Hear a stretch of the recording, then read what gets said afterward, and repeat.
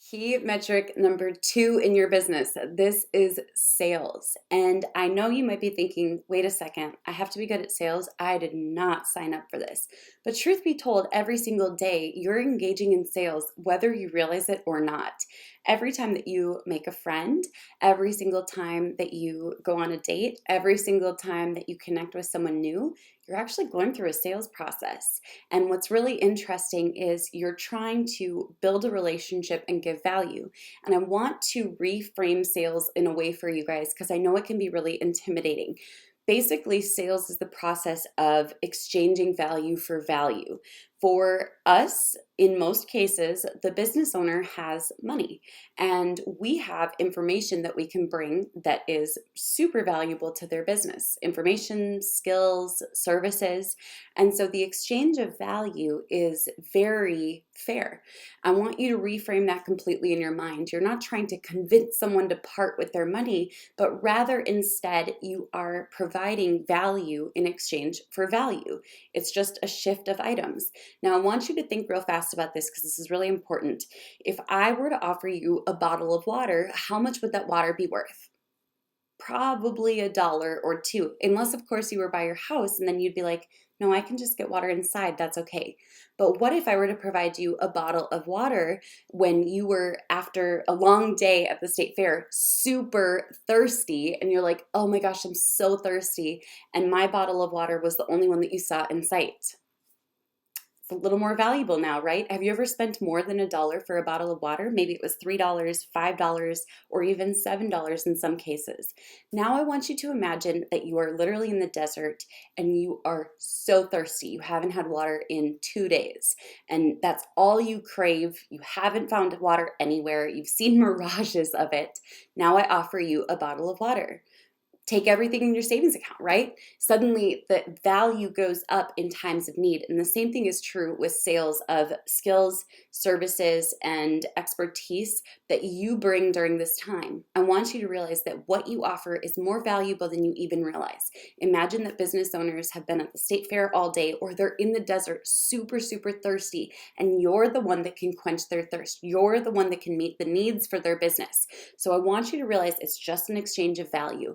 Now, I'm going to give you guys a few content upgrades, some recommendations for books that can be really helpful. Learning skills in sales is something that will pay for the rest of your life in every single avenue of your business, whether it's upselling clients, reselling clients, whether it is buying a house or working on something new.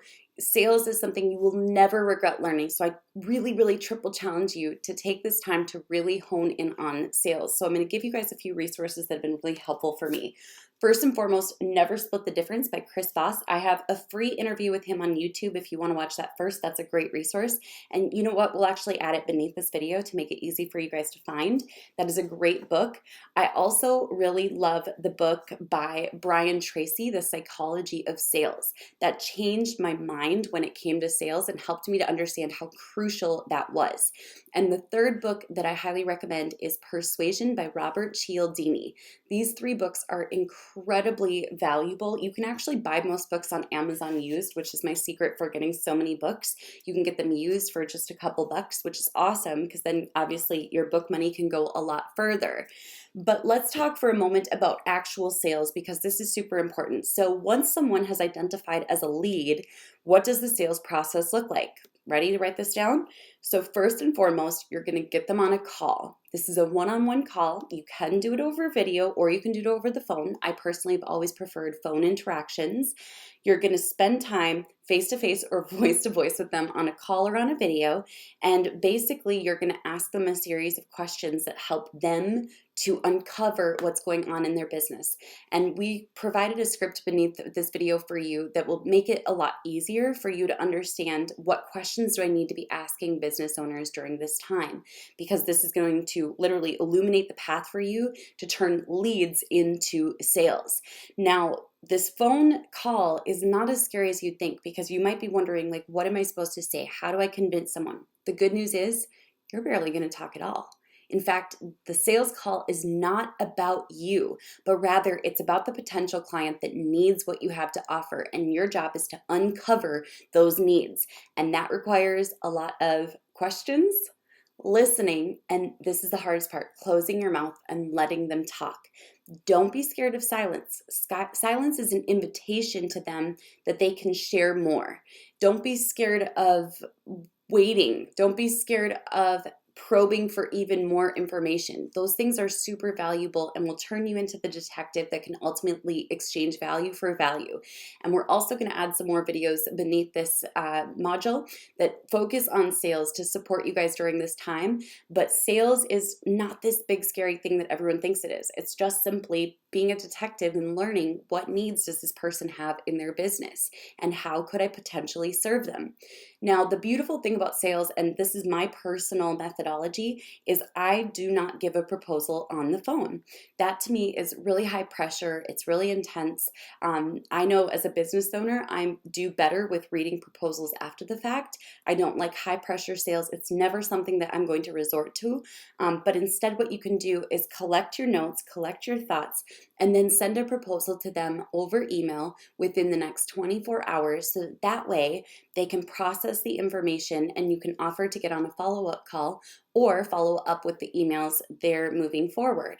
So you don't even have to quickly come up with a price on the fly, but rather say, I want to take a couple hours and really look at what you've shared with me and make sure that I can put together something that benefits you, that supports your business. And if I can't, I'll refer you to someone who can. How does that sound?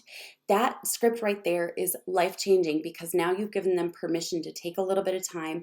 You've given yourself permission to take a little bit of time and send them a proposal. Now, the proposal process is different than what most people teach, and I don't feel like I've been firm enough about this in the past. Proposals do not need to be these big, crazy PDFs or gorgeous graphics that are custom designed. Proposals can be very simple. They can be text-based and sent over email. I've shared with you beneath this my top converting proposal, and I just send that as text. And you know what, you guys? It crushes it. This isn't based on a hypothesis. This is based on hundreds of sales calls followed up with by proposals. This is my top converting proposal when sent simply over text, over an email. There's something that's so no fluff, no frills about it. And I find that a lot of business owners respect that it just gets down to business. So there you guys have it. I want you to go into the SMU Crew Facebook group. By the way, did you know that you can go to the Facebook group just by simply typing in smucrew.com? So go on into the group and share what your takeaways have been from this lesson. I'll catch you guys later.